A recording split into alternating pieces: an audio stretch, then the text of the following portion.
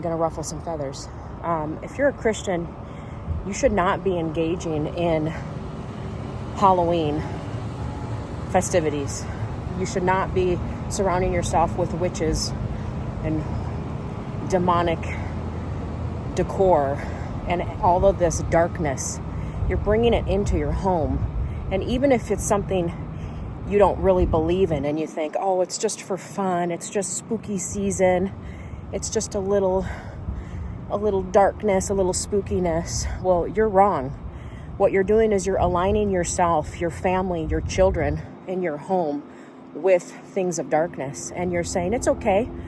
I'm on the same frequency as those evil things, and I'm allowing that to come in. I'm on the same, it's like a resemblance of the darkness. So when the darkness is around, they're like, oh, this is a place for us to enter because this looks familiar to us.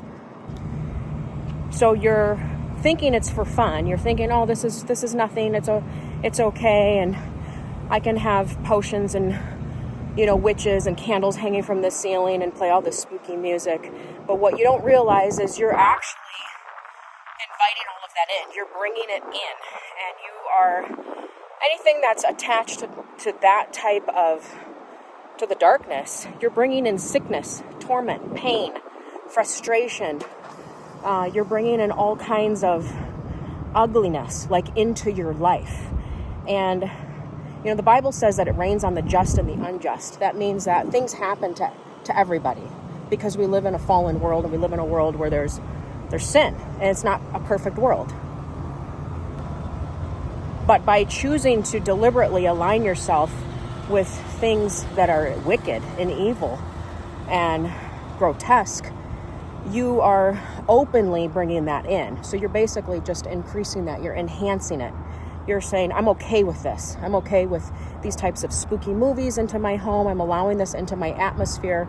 And what happens is your home has, it remembers. If you've ever walked into a home, like say you were home shopping and you walked into a home and you were like, oh, I don't like how this feels. Like maybe someone died in that home, or maybe there was like an abusive relationship or something that happened in there. And you're just like, you know what, whatever it was, you can sense that home didn't feel good, that it had really bad negative energy. Well, that's what you're doing in your home.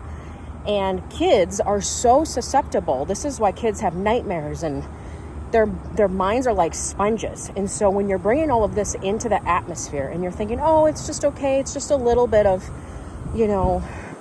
spells and potions, and let's decorate with some crows and death and skulls and all of this, let's make it look like a cemetery. Like, think about what you're actually doing. And what's mind-boggling is that a lot of you are Christians and you're believers, and you'll immediately after Halloween, after dressing up as a witch or dressing up as something nasty, oh, it's Christmas. Oh, it's all about Jesus. And oh, I'm bringing in the most wonderful time of the year. It's like you automatically switch and turn it off. And it's just so hypocritical. I'm not judging. Look, I did it for years. I did it until I had some massive conviction. I took my kids trick-or-treating. I dressed them up until when my daughter was like 3 or 4 and she was covering her eyes and crying because she was so scared. And I thought, what am I doing? Number one, I'm loading them up with a bunch of crappy candy for them to kill their immune system and then be sick right before the holidays. 2, I'm bringing them out at night when there's so much evil, and I'm exposing them to that, and I'm telling them it's fun, and I'm telling them, oh, it's so fun, let's just go trick-or-treat and go door to door, it's fun. And meanwhile, we're literally walking through evil and absorbing it, and here she is crying, covering her eyes, saying, I don't want to go over there, I don't want to go to that house, I don't care about this candy. Like, they didn't even care about it. I cared about it more than they did. And I thought, why do I care about this? Because everybody does it. Because that's the ways of the world. Because that's what you do. You decorate for Halloween, you take your kids trick-or-treating, and you put on spooky stuff. And until I realized, what am I doing? And I was brought to my knees and had severe conviction over it. Severe conviction over it. Like, God really dealt with me and showed me that I was walking It's like I loved God and I loved Jesus, but I was holding hands with the devil is basically what I was doing. I was tolerating those things. So I was loving God. I was like, yeah, we were going to church and everything. And that's where some of the worst stuff even happens. I've seen people who they're in the church singing on Sunday, and then Halloween night, they're dressed as a devil cheerleader, with the devil's mark on it and stuff. I've seen that. It's insane. So, this is something that I'm just not willing to compromise in. Everybody's kind of freaking out that I'm starting Christmas. Well, I choose to bring in the beauty and the abundance of Jesus in the holidays and offset all of this darkness. And when I'm scrolling through Instagram, like, fall is beautiful. Unfortunately, we don't really get a fall here in Arizona this time of year.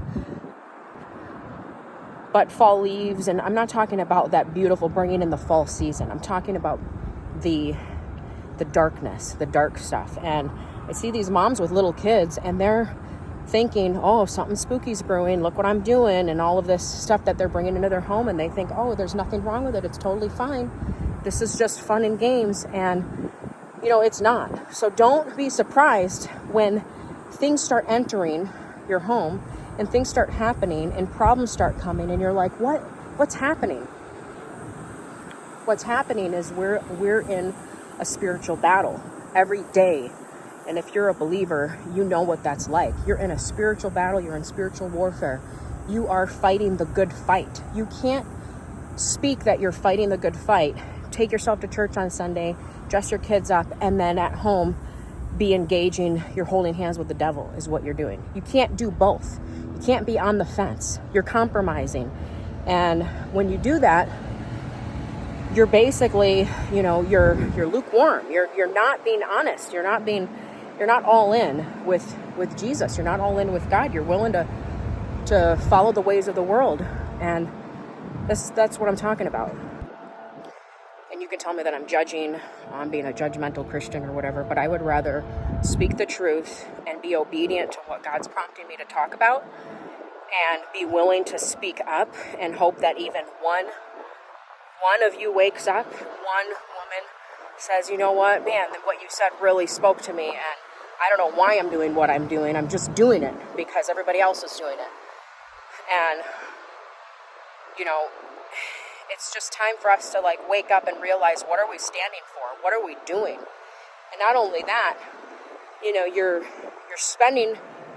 shopping and spending on things that are dark, that are grotesque, that resemble death, that resemble destruction, that resemble torment, pain, sickness, all of these things in the name of fun. Oh, it's fun.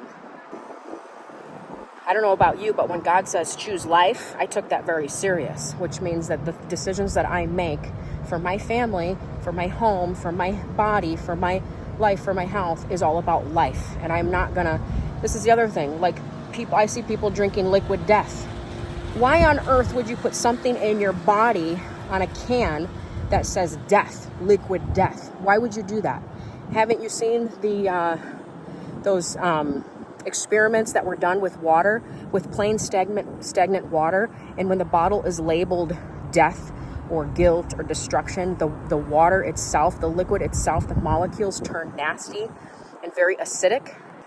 And when you label it love or gratitude or beauty or peace, the water actually turns beautiful.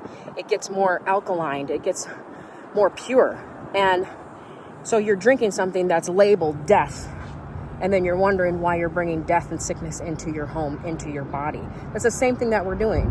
Hanging witch hats in your front entranceway, and then you're wondering why things are happening in your house. Oh, why did this leak happen? Why did this happen? Why did that happen? I'm not saying that that's exactly because. What I'm saying is you're aligning yourself with problems, with death, with destruction, with torment, with sickness, with pain. When you do all of that, when you bring all of that in, it's not a joke. And again, if this really ruffles your feathers and you're like, oh, this is not for me, then it's not for you. Because my account, I made a promise. A lot of you that have been following me for a long time is that I'm going to speak up and I'm going to speak the truth. It's not my truth, it's the truth. Whether you believe it or not, these things are true. And we're in a spiritual battle. We live We're spiritual beings having a physical experience on this earth is what we're having. We're having a physical experience in these bodies. We are not our bodies. So we're walking in a spiritual realm all the time, spiritual world all the time. So again, you might not think it's a big deal. You might think, oh, this girl's crazy, and whatever I'm saying is nuts. That's fine. Keep doing what you're doing, and if that's something that you feel is fine, then no one's going to stop you until you get to the point where you think, okay, maybe there is something to this. But I've seen it time and time again. I know that by engaging in that and by inviting that in, your children are being affected. Your household is being affected. Your house, your family, your lifestyle, your body, your mind, your body absorbs that. All of that ugliness needs to go somewhere. It starts being absorbed in your body. Walking in the light doesn't mean you can surround yourself with darkness. You can't do both. You can't be both.